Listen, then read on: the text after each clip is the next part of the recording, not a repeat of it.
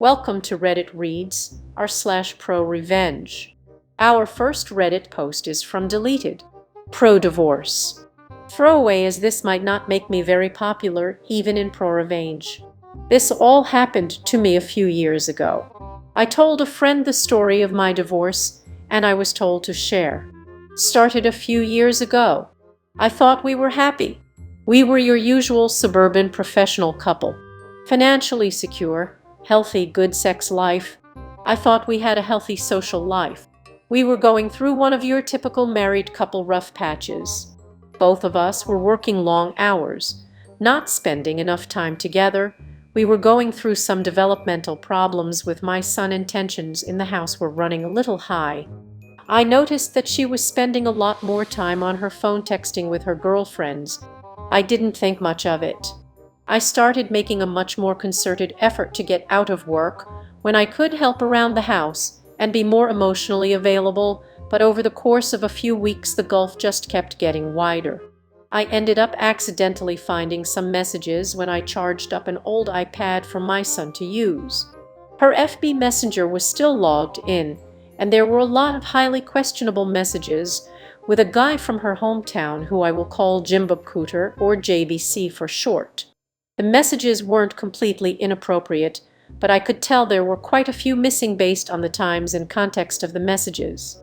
I made a mental note to keep an eye on this and went about trying to fix things up. The next day, after I took the day off to knock out some projects that I thought would make her happy, and left her some sweet notes reminding her how much I appreciated her, she was once again in the corner of the living room texting her girlfriends.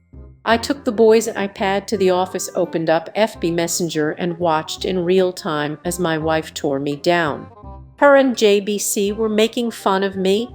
All of my flaws, insecurities, and secrets I entrusted to my partner were now fodder for her and JBC. Not only that, but while there wasn't outright sexting, there was a sexual undertone to the whole conversation, especially when she was bashing my performance in the sack. I managed to take some screenshots, but missed a good bit of the messages because as the conversation was unfolding, she was deleting them. I wasn't emotionally capable of confronting her. I stayed in the office until she was asleep and had a couple drinks. I took off the next day and spent some time soul-searching, drinking, and trying to figure out what to do. The wife came home and wanted to know what was wrong, and I just coped out and told her I had a bad day. A couple minutes later, I was watching the iPad as the train wreck kept unfolding. So began a couple solid weeks of taking screenshots, drinking, and ditching myself. I knew there was no going back from this.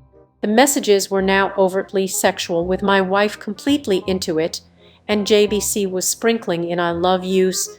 I consulted a lawyer and got my options, and started moving forward. Here's where everything got absolutely surreal. Watching the messages, I found out JBC was coming to town to spend a weekend of quality time with my wife in a pretty nice hotel.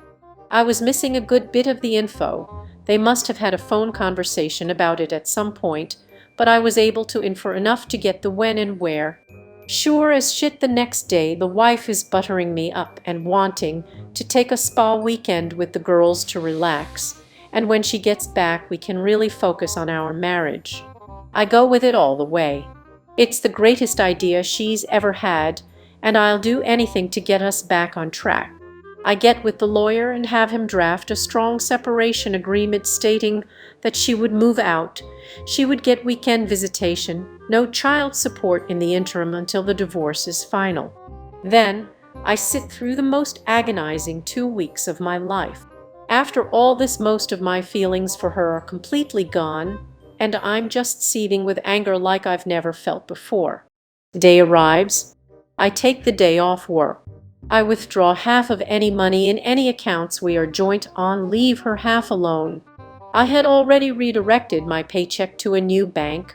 I close our money market account and get a cashier's check for her half and deposit my half in my new account. I stop at Office Max and print out about 75 pages of FB Messenger screenshots, and I kill time because I don't want to be at home. She texts me that she's taking off and that she loves me. I tell her to have fun. I show up to the hotel at about 8:30 and call the wife's phone from the lobby. It goes straight to VM. They are probably already at it, whatever. I'll walk up to the front desk and ask if I can use the phone to be connected to Juke's room. It rings 3 times and he picks up. JBC, hello? Me, JBC. Can you send my wife down to the lobby, please? JBC, I don't know what you're talking about, bro. Me, ok, then. I guess I'll have to call Mrs. JBC and get her down here. Totally a bluff. I knew he was married, and I knew her first name, but that was it. JBC inaudible, shuffling panic. Me, you got 5 minutes. Click. Not even 2 minutes later, my wife comes walking out of the elevator, looking a little flustered. I sit her down in the corner of the lobby. Her starts spewing bullshit saying it's not what it seems, etc., etc. Me, I'm not here to argue. The things that are said in this pile of papers are what's going on. The only way I'm not giving a copy of this to daughter, your parents, and emailing it to everyone we know is if you move out immediately. Wife was very prideful. Daughter was going through a rebellious teen phase, and her knowing probably would have forever killed their relationship. Wife was also her parents' golden child, and she always worried about what they thought of her. I didn't have much leverage, and shame was my only card to play. Also, her professional life is built up around her image, so I knew she would protect that at all costs. Her sniffle, mumble, inaudible. Me, this is a check for half of the money market account. I've withdrawn my half of the money from all the other joint accounts. You should have more than enough to get a place. She starts to cry a little. I could almost see the different thoughts and waves of emotions going through her, but now was the time to keep pressing. Me, here is a separation agreement that I think is more than fair considering what's going on. I'm going to need you to look this over, sign it, and leave it at the house when you get your stuff. Do you want to look through these screenshots? Her, no. Me, ok. Go have fun with JBC. Do not come back to the house or I'm going to send this holds up ream of screenshots to everyone.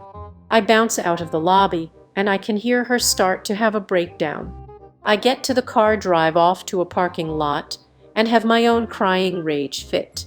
Previously, I would have cried in front of her and yelled and whatnot, but I managed to get my shit together enough to pull it off. I don't know what she did that night or over the weekend. She texted and called over and over wanting to talk. I just turned the phone off, and by the time Monday afternoon rolled around, there were movers getting her stuff, and she delivered the agreement. I let her have a talk with the kiddos, basically saying Mommy and Daddy need some time apart. Standard divorce talk. After a week, she wants to have a real talk for the first time.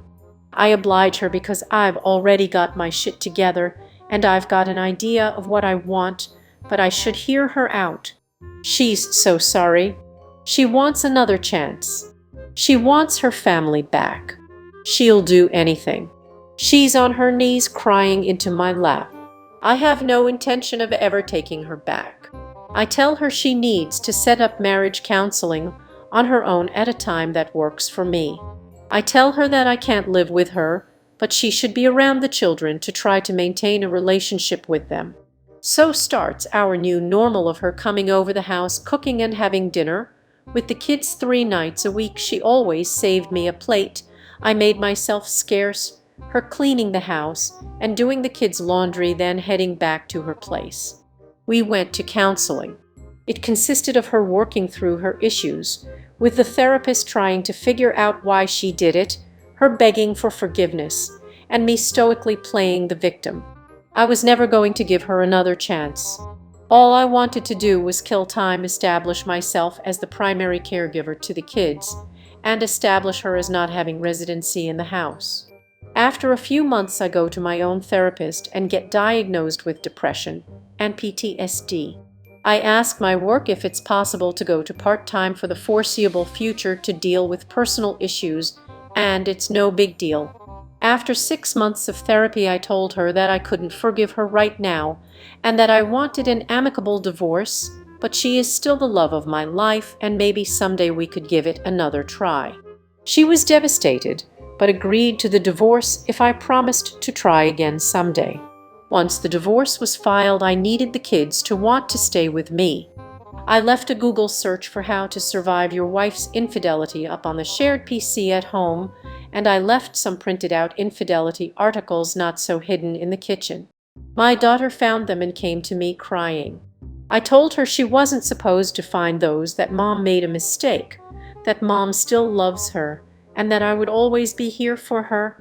My daughter, who used to hold my wife in such high regard, now wouldn't talk to her without screaming, and it crushed her. Not surprisingly, when the court needed statements from the kids a few months later, little brother followed big sister's lead, and they both wanted to stay with Dad in the house they grew up in. When the divorce was finalized, I got the house, had to buy out some of her equity. But that's ok.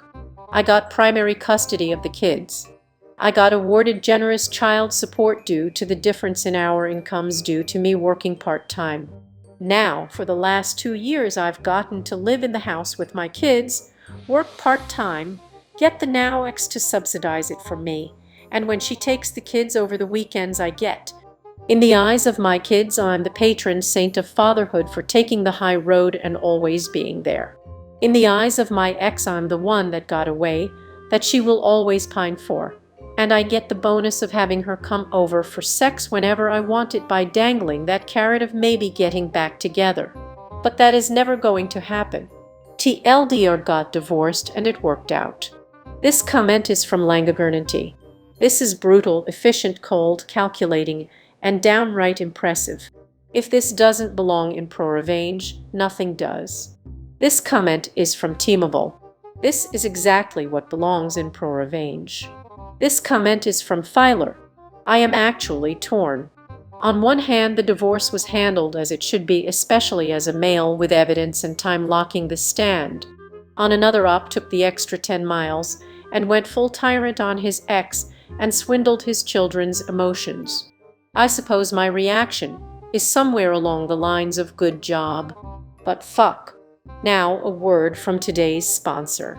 Surfshark is an all-around VPN solution that can do everything from torrenting as well as streaming to browsing the dark web.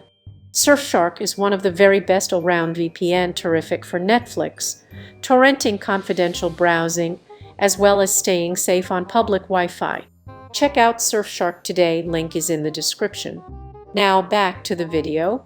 That was Reddit Reads r/ProRevenge. If you like this content, please subscribe and click the bell icon so you are notified of new uploads.